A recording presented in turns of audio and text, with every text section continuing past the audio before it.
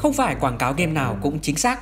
Bí ẩn về xe tăng Đức từng xuất hiện tại Việt Nam, hay xe tăng siêu nặng Maus cũng từng trang bị súng phun lửa.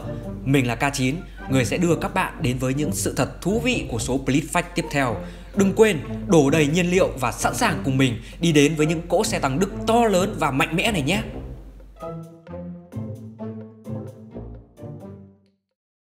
Maus là tăng hạng nặng của Đức vào cuối Thế chiến II, với trọng lượng lên đến 180 tấn, được coi là xe tăng nặng nhất thế giới từng được chế tạo. Nguyên mẫu duy nhất hiện tại đang được trưng bày ở Viện Bảo tàng xe tăng Kubinka của Nga. Tổng cộng 150 chiếc được đặt hàng, nhưng chỉ có 2 khung gầm và 1 táp pháo. Phiên bản V2 lắp táp pháo đang được thử nghiệm bởi kỹ sư Đức. Sau khi biết tin Hồng quân Liên Xô tiến công đến, nó đã bị kích nổ để tránh rơi vào tay địch. Tất nhiên, không gì là không thể với người Nga. Họ lấy tháp pháo của chiếc Maus bị cho nổ tung, lắp vào phần thân của phiên bản V1 được tìm thấy, vận chuyển về Nga để tiếp tục nghiên cứu. Một điểm thú vị ở phần thân của chiếc Maus thứ hai, nó được sơn biểu tượng búa liềm. Có vẻ như những người Đức đã cố gắng đánh lừa tình báo của quân đồng minh rằng đây là một tác phẩm khác của Liên Xô. Mỗi tội, với cái biểu tượng vẽ ngược kia cùng với kích thước chà bá của xe thì khó mà lừa được, đến cả mình cũng không tin đấy chứ. Theo nhiều nguồn tin, phần khung cầm duy nhất của mẫu xe tăng E-100 đã bị quân đội Anh thu giữ, mang về nước như một chiến lợi phẩm của Thế chiến II. Sau một thời gian dài nghiên cứu, họ bán nó cho một công ty thép để tái chế kim loại. Nhiều người nghĩ số phận E-100 đã chấm dứt ở đây. Nhưng không, tiền chi phí tháo dỡ xe còn đắt hơn cả tiền sắt phế liệu bán ra. Cho nên họ đã để nó ở đấy hơn chục năm rồi chôn vào lòng đất. Hiện tại, E-100 vẫn đang nằm đâu đấy trong bãi thu gom gần 10 hecta đất của công ty thép này. Biết đâu trong tương lai, chúng ta sẽ có dịp chiêm ngưỡng người ta bốc nó lên, chế tạo hoàn chỉnh, đặt cạnh với Maus để xem con hàng nào to hơn. Một sự thật thú vị nho nhỏ khác, Wargaming dự định lắp tháp pháo của Maus lên thân E-100. Theo bản thiết kế ngoài đời, nó được cho là lắp loại tháp pháo này. Trong trailer giới thiệu bản 6.6 BC cách đây hơn 11 năm, có đến 2 phiên bản E-100 xuất hiện. Anh em thích phiên bản E-100 nào nhất?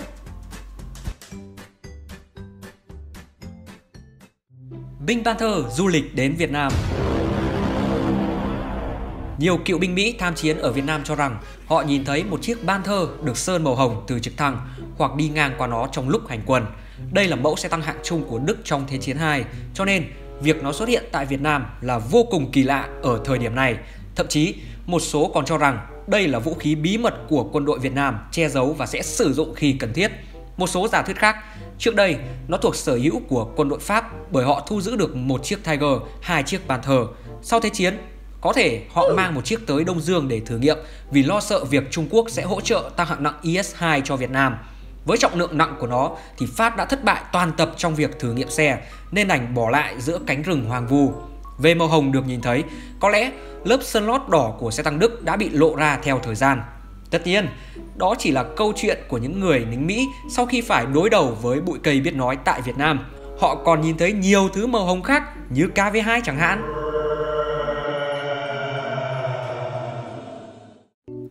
Trong bản cập nhật mới bên máy chủ Nga, Wargaming đã thêm vào 2 chiếc xe tăng phun lửa khiến nhiều người chơi đứng ngồi không yên vì khả năng chiến đấu rất thú vị. Vào Thế chiến thứ nhất, người Đức chuyên sử dụng súng phun lửa để cướp các xe tăng của Anh.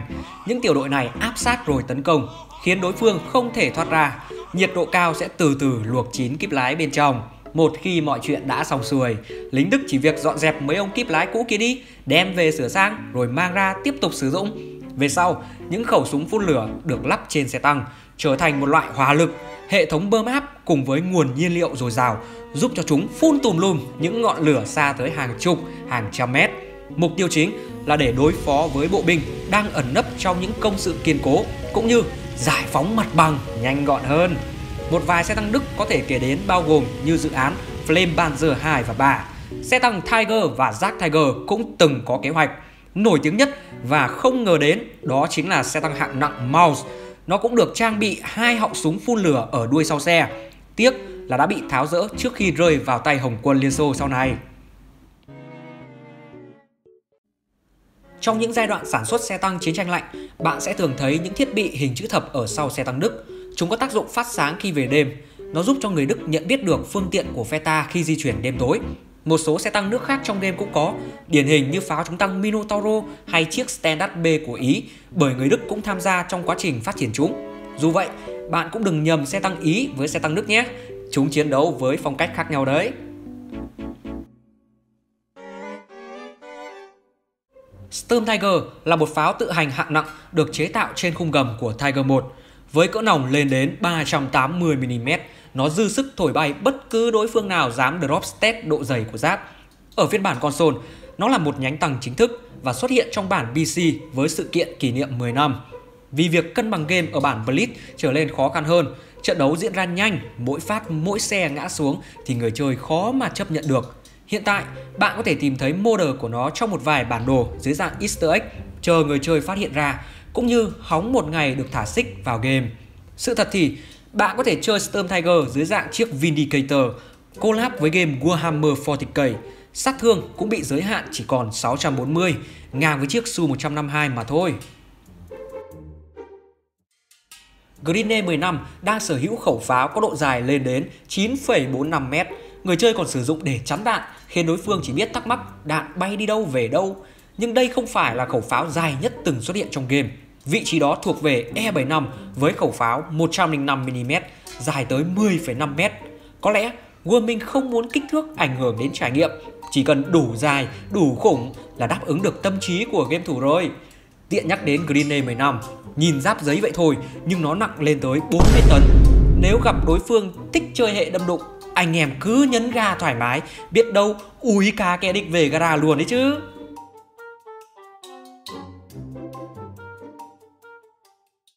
Pháo chống tăng với cái tên rất dài, viết tắt cũng khó mà đọc được này là dự án xe tăng lắp pháo phòng không 8,8cm. Xung quanh xe chỉ lắp các mảnh thép dày khoảng 10mm, một khi sáng đèn thì xác định đăng xuất khỏi trận luôn. Ngoài đời, nó có thể hạ phần giáp xung quanh, xoay khẩu pháo ra nhiều hướng, bao gồm 90 độ lên trên để bắn máy bay. Nhưng vào trong game thì bị giới hạn góc bắn chỉ 10 độ phía trước. Nếu Wargaming làm chính xác lịch sử thì sẽ khiến nó trở lên nguy hiểm hơn bao giờ hết. Ngoài ra, có một mod khá là hay giúp nó tự động hạ các mảnh giáp xuống khi dừng xe, trông cực kỳ nhỏ gọn.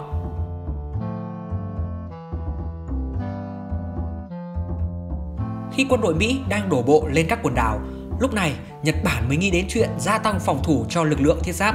Xe tăng hiện đại nhất chỉ là Thai 97 Chiha, thậm chí còn không thể so sánh với T-34 của Liên Xô hay Panzer 4 của Đức, rất khó đối đầu với xe tăng Mỹ. Trước tình thế đó, Nhật Bản đã quyết định mua lại một chiếc xe tăng Tiger 1 cùng với tài liệu kỹ thuật để tự sản xuất. Họ chấp nhận trả một cái giá gấp đôi, lên đến 645.000 tiền Đức thời đấy. Việc vận chuyển đã gặp không ít khó khăn do quân đồng minh vẫn đang nắm quyền kiểm soát Địa Trung Hải và Đại Tây Dương. Cách duy nhất chính là dùng tàu ngầm để vận chuyển.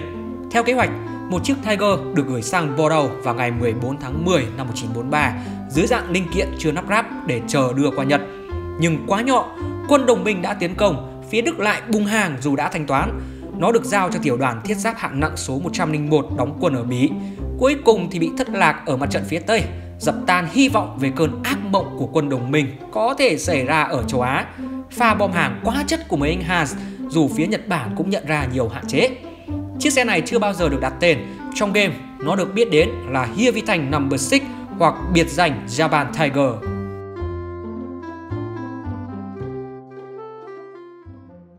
Và để tráng miệng cuối video, mình sẽ đem đến sự thật về một xe tăng của Đức đã trở thành cuộc cách mạng cho game quất. Đó chính là Raspanzer Haubitze, pháo tự hành bánh lốp đầu tiên của game, ra mắt thông số vào năm 2019, đồng thời mở đầu cho nhánh xe cực kỳ hiện đại. Wargaming phát triển nó dựa trên chiếc Bachia AMV và các pháo tự hành có bánh lốp khác ngoài đời thực. Tương lai của sơ đồ công nghệ Đức đã được lên một tầm cao mới, khi giờ đây pháo tự hành có thể chơi như một tăng hạng nhẹ, cơ chế tái nạp đạn tự động ngược, 5 viên một băng với sát thương cực mạnh. Nó sở hữu 2 chế độ ngắm bắn, sẵn sàng xét kèo với bất cứ xe tăng nào từ tầm xa cho đến tầm gần. Chưa hết, em nó có tốc độ tối đa lên tới 70 km/h khi bật cơ chế đặc biệt. Bạn có thể sử dụng nó chạy sang căn cứ đối phương, chào hỏi pháo tự hành kẻ địch rồi phóng về như chưa có gì xảy ra. Số phận của pháo tự hành bánh lốp đầu tiên này đang ở đâu? Thực ra, đây là trò đùa của Wargaming vào ngày cá tháng 4. Họ đã tạo ra một bản mod cho chiếc Hotskip EBR của Pháp. Với những thông số trên thì chẳng ai tin cách cân bằng xe tăng bố đời như vậy được. Điều người chơi quan tâm nhất là có phải họ nhá hàng cho dòng xe bánh lốp mới của Đức không? Chớ trêu thay, từ đó đến giờ, nhật ký phát triển vào năm 2023 lại ra mắt thông tin về nhánh bánh lốp của Anh, khiến cho nhiều người chơi yêu thích hàng Đức thất vọng, đành ngậm ngùi chờ thêm vài năm.